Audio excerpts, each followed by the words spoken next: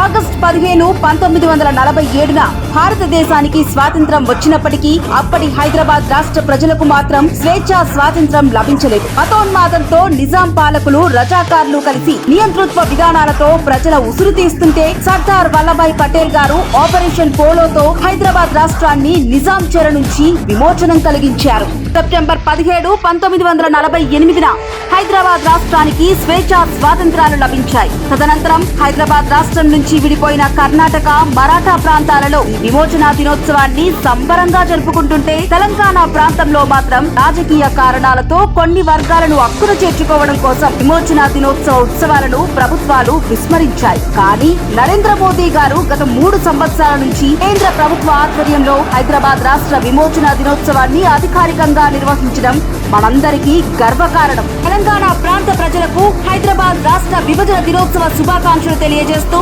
నిజాం నియంతృత్వతో అసువులు బాసిన అమరులకు నివాళులు అర్పిస్తున్నాము.